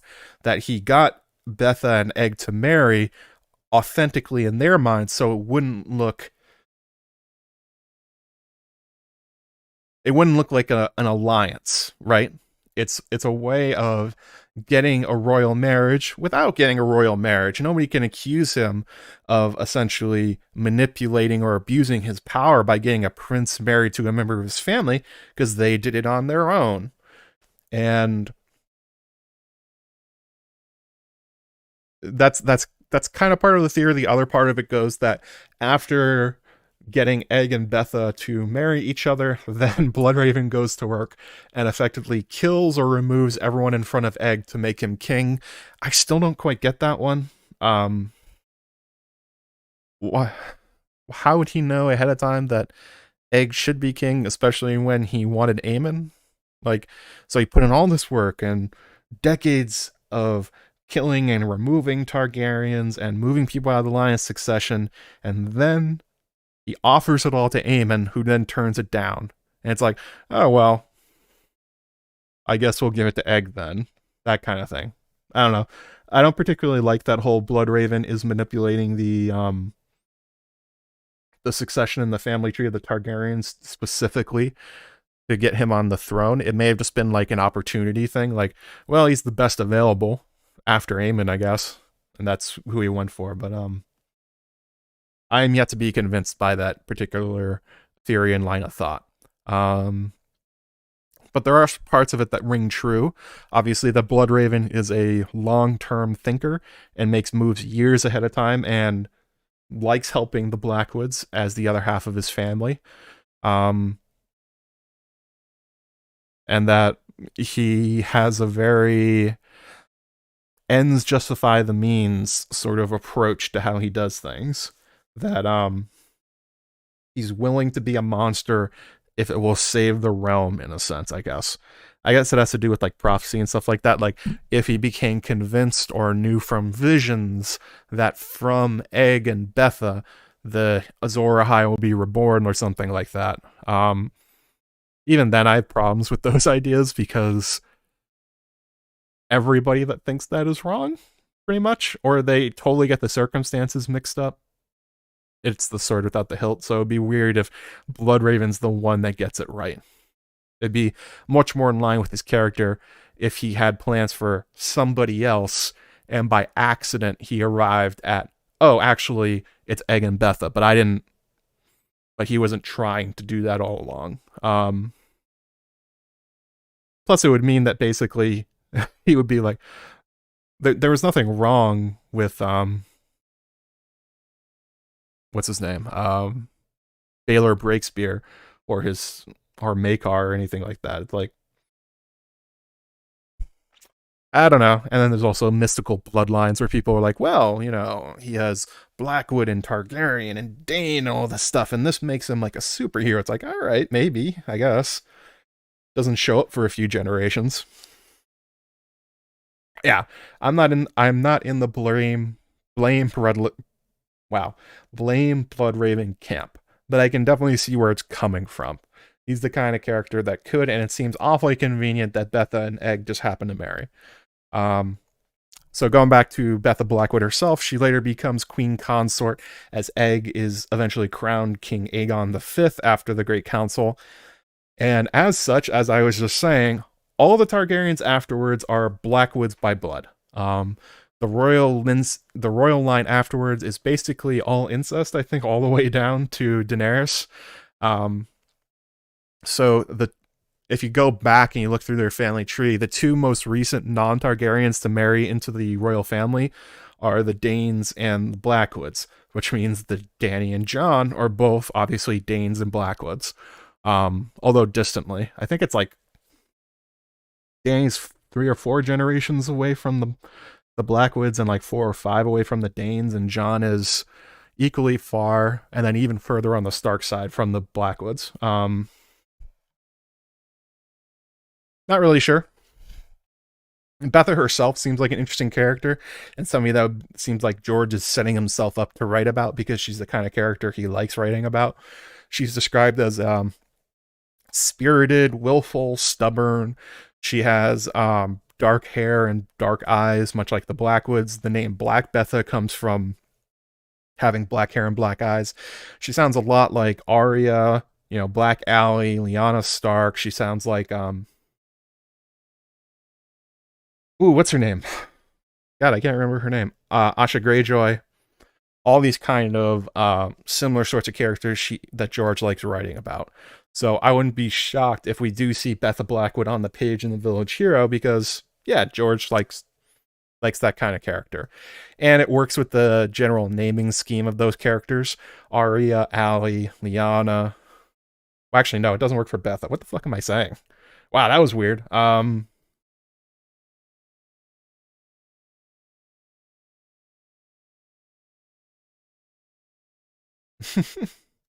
Yeah, ignore what I just said about the names making sense. All those other names are the same, but Beth is nothing like them. Um,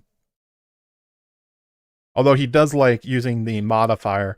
One of his main POVs from a different story is Into the Lost Lands, where the character is named Grey Alice, where she's basically a sorceress and a skin changer that does some interesting things. So the idea that he's creating characters that are similar in naming structures and similar in characteristics is not surprising. He reuses everything. Um, but the other marriage that I think Bloodraven doesn't get enough credit for is Melantha Blackwood and the Starks. So Betha gets all the headlines, but yeah, this is the other power marriage that was made between the Blackwoods and another major family during this time. It's Sir Lord Willem Stark. He marries Melantha Blackwood. Melantha is another favorite name of Gurm's. She's the main character in Night Flyers. Melantha Jurl. I don't know how to pronounce it. I had to probably watch that show to figure out. Um, Melantha and Willem's son Edwyle marries Morna Locke, and Edwyle is notably Eddard Stark's grandfather. So, much like the Targaryens, after Melantha marries Willem, all the Starks afterwards are Blackwoods by blood, although they're quite far removed at that point. It's like 4 generations, I think, for Bran, maybe 5. It's quite a ways down, but they are distantly related. What that means, who knows? Magical blood is one of those maybe it does stuff sort of thing in Song of Ice and Fire. Although for sure, this, if you wanted to believe that, this certainly could explain the explosion of skin changers in the Starks recently. Not just the entire generation that all are powerful skin changers, but it's also quite likely that Brandon and Lyanna were skin changers as well. There's hint that they had latent powers, that they had a real affinity for animals, but in particular horses. A lot of people have read into that George is essentially winking at you that it's not just this generation, it was the last generation too. They just didn't have wolves, or they didn't have dire wolves to use their powers on. And obviously Eddard as well. And since Jon is actually not Eddard's son, it's a more proof again that the previous generation is were all skin changers too. If you wanted to keep going back, the implication is that maybe it was Melantha Blackwood marrying into the Stark line that introduced the skin changers back into them, or reinfused it. Because obviously Bloodraven is about the same distance away, and he's like the most powerful skin changer in Greenseer for hundreds of years, so it would make sense if there's something floating around there. Also, a weird fact, Melantha's daughter Jocelyn marries a Benedict Royce, which means, looking into the Vale, the Royces are also Blackwoods, and they are also Starks. Although Benedict was the younger son of Lord Royce, so it's unclear where it went. This is that moment, if you guys remember, where Catelyn Stark basically goes like, well, we could maybe find some Starks in the Vale or something like that. They all came from this one girl, Jocelyn, who married into the Royces, and then Jocelyn all had daughters, and they all married into the Waynwoods and the Templetons or something. She's a little vague on the history there, but this is that same family tree. She uses it to be like, oh, they're all Starks, but it works the same way. There's a lot of Blackwood blood that has found its way into the Vale. If not for magical skin changer reasons, just for like claims reasons. But of course, it would be through, female line, so nobody would really care, unfortunately. But they are there.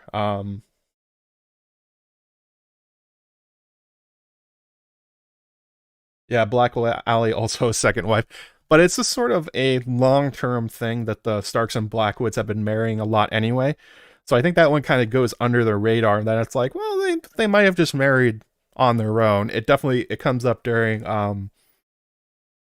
Song of Ice and Fire proper that they're looking for somebody to marry Danella Hornwood, and I think it's suggested by Maester Lewin that one of the Blackwoods could be a possible match for her, which is like, yeah, that would be a good one. The Starks and the Blackwoods have married many times in their past. Not just they didn't just start with Cregan and Black Alley. It's been a long-term thing between them. So their families are relatively closely related compared to like other major houses. Like there's no history of the Starks and Lannisters marrying as far as I know, but the Blackwoods and the Starks have overlapped quite a few times. Favorite crack theory is that Ned skin changed to pigeon and occasionally crapped on Cersei's head. Now, if he skin changed to a pigeon, could he also have skin changed into Widow's Wail and Oathkeeper? Can he be in 3 places at once? Oh my god.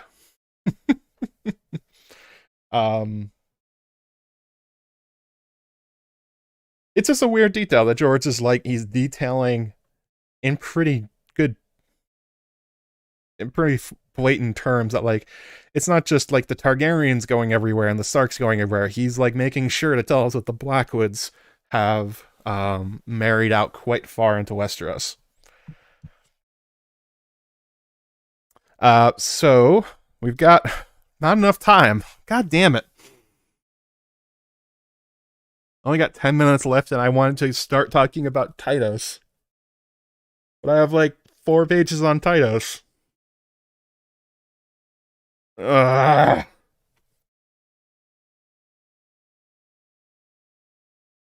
Well, that's just annoying.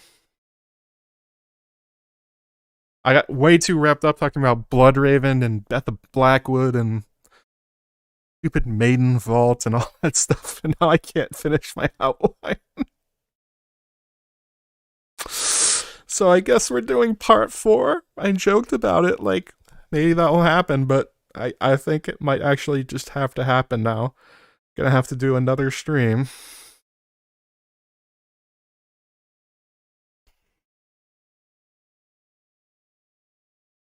Sometimes people get annoyed at George for taking so long for writing because it's like, why can't you just finish what you started? Why do things keep ballooning outwards on you? Why can't you just stick to the topic? And then I do this. It's like, I kind of get it. You just sort of keep going and you keep rolling down this one little path, and then all of a sudden a stream that should have covered 2 topics covers like barely 1.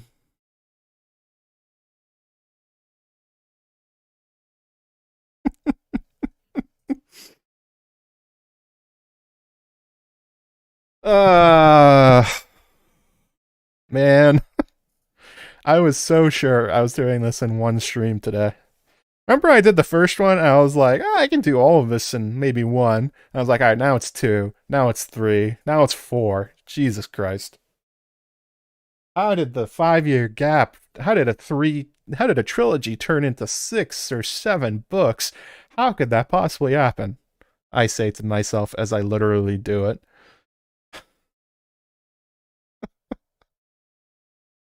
Oh boy. Yeah, it's Gurm-esque shit. I'm sure I could have cut some of this down. Did I really need to do like 20 minutes on the Maiden Vault? Maybe not. Did I have to go so hard talking about Bittersteel? Yeah, kind of, I guess. Talking about Bloodraven and Missy's statue. I don't know. Yeah, I think I did have to do it, or I wanted to do it. uh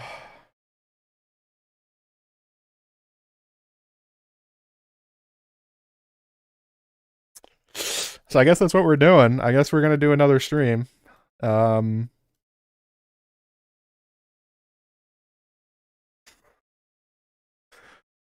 Uh, that's how it goes. Because yeah, there's another 4 pages of notes here, and we're literally not into the main books. We still haven't gotten to the main books.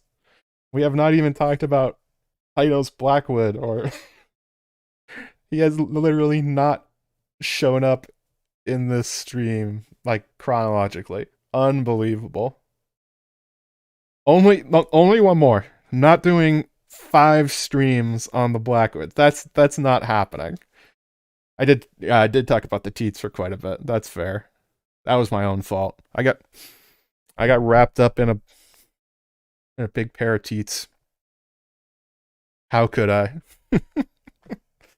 uh okay, that's what we're doing. Um I'm just gonna slowly sink down in shame. I'm not sitting up straight anymore. This is just my life. Talking for 8 hours about a family who has. Hang on a second. Let me load up a search of Ice and Fire. How many mentions do they get in the main series? We're gonna look up the name Blackwood as I continue to sink. The name Blackwood is only mentioned 59 times in the 5 published books. 8 hours later. More Teats, please. This ain't OnlyFans. You can go find them. How many streams do the Strongs get? Oh, like 5. That's a good question. Did I do on the Strongs? I think at this point you could call these streams indulgent. I think that's where we're at. So let's see here. Lara Strong, Robert Strong, Luca Moore the Lusty, Harwin Strong, Alice Rivers. So 5 I did on the Strong so far. Plus the one I did back in the day with Amanda.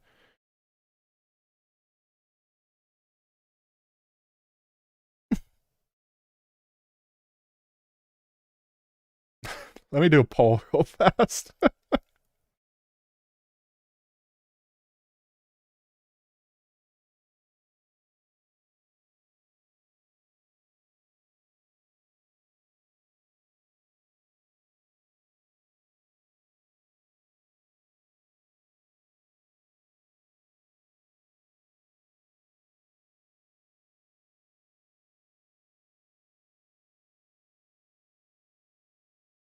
There we go.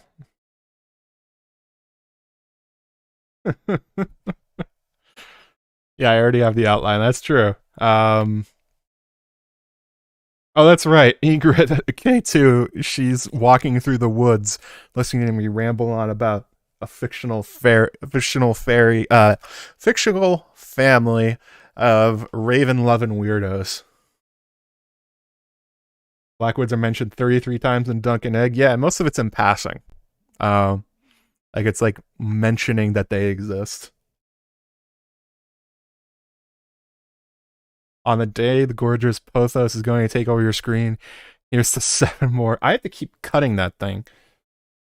This thing just does not stop growing. It used to go down to the ground. The king's running into the weeds. Yeah. This reminds me. There was I forget if this was during my last stream or if this was like Twitter or something like that. But somebody asked me about Alice Rivers, and I was like, I wonder if she's a Blackwood. I bet she's like half Strong, half Blackwood, because she certainly has the Blackwood look, right? She has the dark hair and the dark eyes, and the definite witchiness to her, which is part of the Strongs, but it's definitely part of the Blackwoods. Like, and the name too, Alice Rivers. There's a lot of Alisanes and Alleys in the Blackwood family. Cute, painting cute little mushrooms. Amazing stuff. They're mentioned quite a bit in Fire and Blood. They get a lot of playtime, especially during the Dance of the Dragons, but not during season 1, most likely.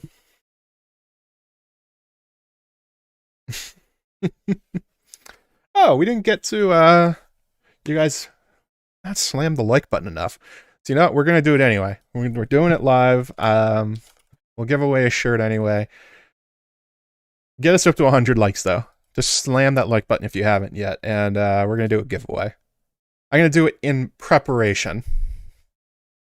Don't hit the 10 option in the poll. 4 is very reasonable.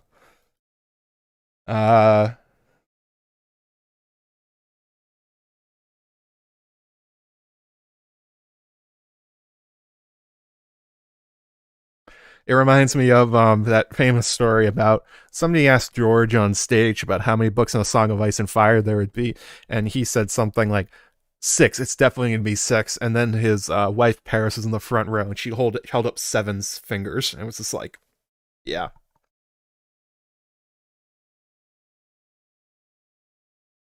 It would make sense. The proximity to the Strongs and to the Blackwoods.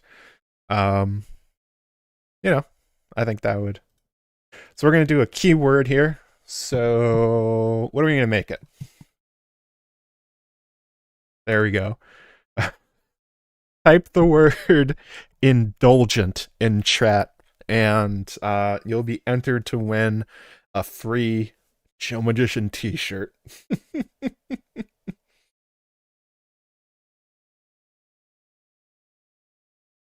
And in the chat, if you guys are listening to this back, please make sure to leave a guess on how many Blackwood streams I'm going to end up doing.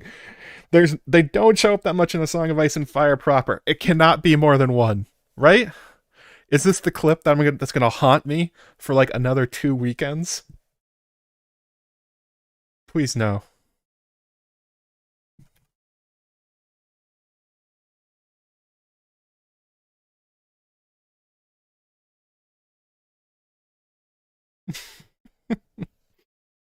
I will not live to regret this. Right? Right? It's not gonna happen. I definitely won't regret that. It's not foreshadowing of my eventual demise into just becoming a mono Blackwood channel.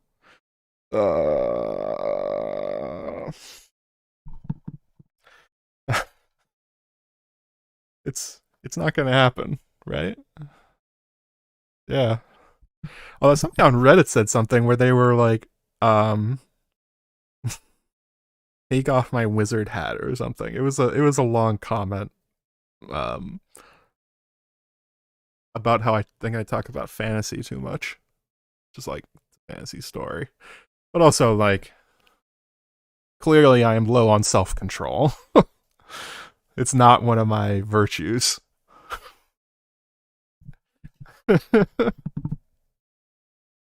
I will not live to regret it.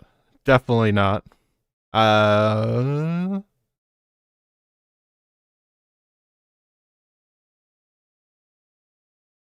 am not making my own doom prophecy. I bet I could do a whole stream just talking about how I think Bloodraven is not behind everything, and that I would hate myself because I don't like talking about disproving things as much as I like talking about stuff that I think. Have you not? Might as well change the sigil now. The spooky tree logo is basically a Blackwood sigil. Come on.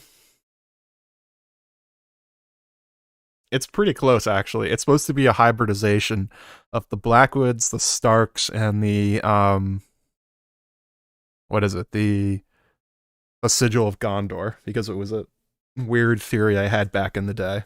That's where it came from.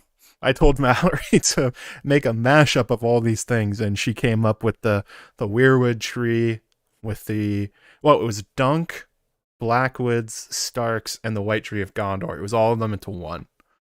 Because I thought that was cool. Was it? Perhaps. Let's see here. I'll give it another 2 minutes. So it's 4:03, it's 4:01. At 4:03, I'm gonna go ahead and roll this. Last chance. Go ahead and type indulgent in chat if you want to win yourself a free t-shirt from my threadless shop. And you too can hone your own weird spooky tree logo, which is made up of like 4 different others, in a very fan fiction-y way. Or the wizard hat. Where is it? Hang on a second.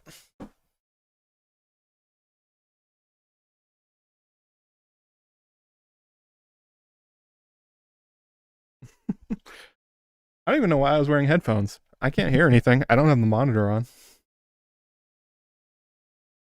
It will not be my fault. That's all I know. Definitely not my fault.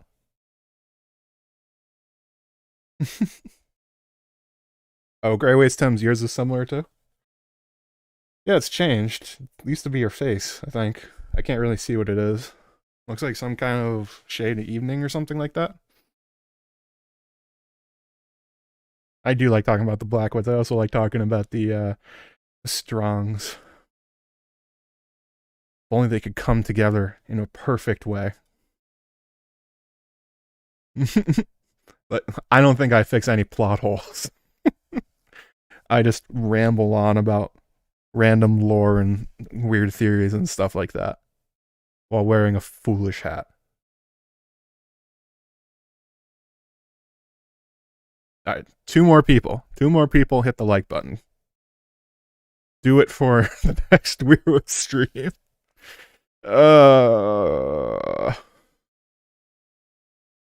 Blackwood stream. That's what I meant to say. I've also done like 3 about Weirwoods.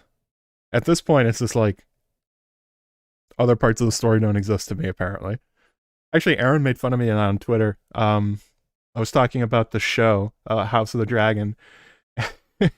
I made a joke about how I thought it was trash because there were no Strongs in the photos. And I was like, they will bend their will to my weird obsession with these minor characters, the Strongs and the Blackwoods, or else the show will be trash. I'm going to tweet about it so much. I'm apparently the Alice Rivers half strong, half Blackwood has been accepted. Headcanon real. All right, cool. At least I did something with this stream. All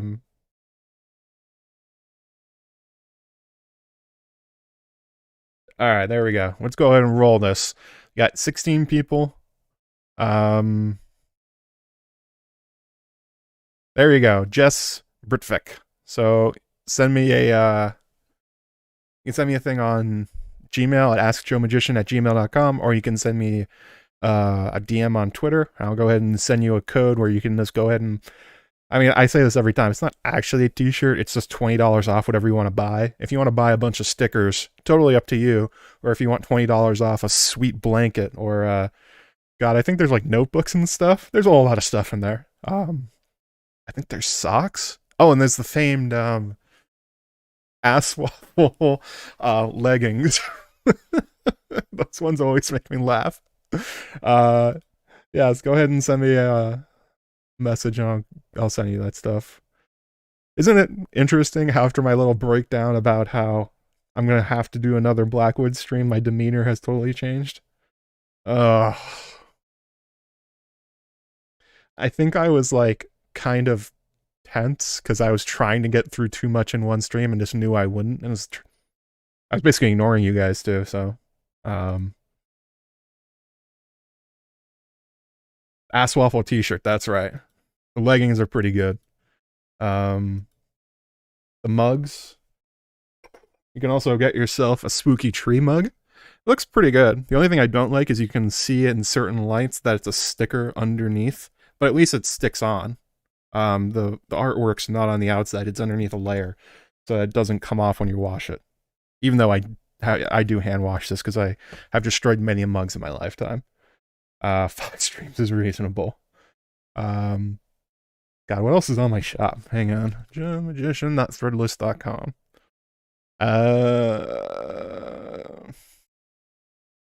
Stickers, mugs, bags, magnets. I forgot there were the magnets. For some reason they wouldn't update for a while. Buttons, phone cases. I don't think anybody's ordered a phone case yet. That's one.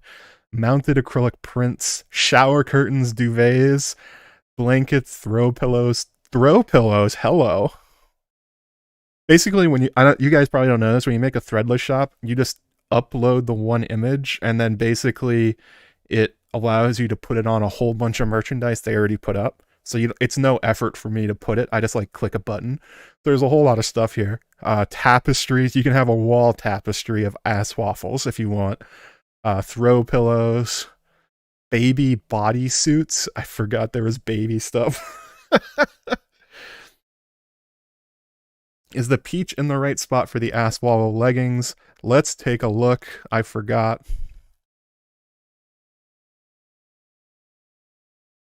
Hang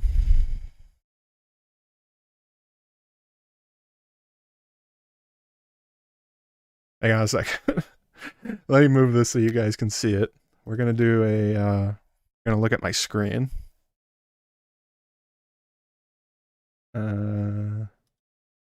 There we go. Okay. So these are the ass waffle leggings. They do kind of stop in an unfortunate spot right there. And on the back side, yeah, it's hard to make them line up perfectly. I tried for hours. Me and Mallory tried to do it. I couldn't do it. But look at how cool you could look in ass waffle leggings. Are there pajamas? Maybe?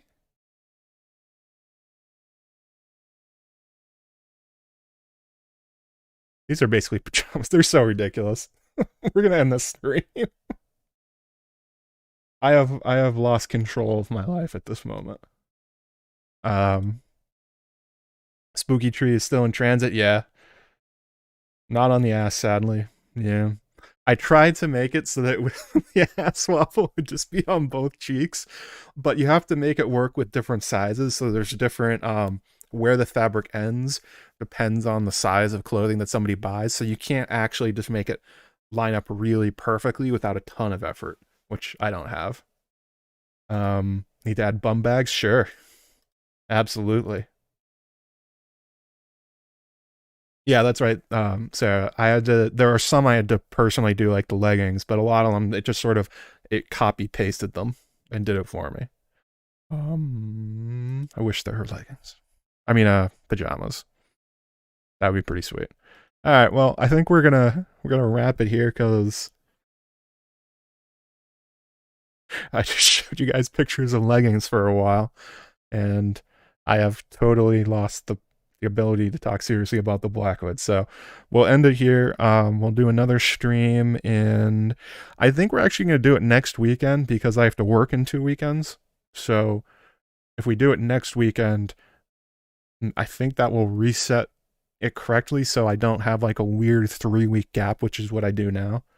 But yeah, I think it's going to be next weekend. It'll be on the Blackwoods again because I am indulgent and lost control of my life. I'll see you guys later. Hope you guys enjoy the rest of your Saturday and the rest of your weekend. And yeah, go annoy people talking about the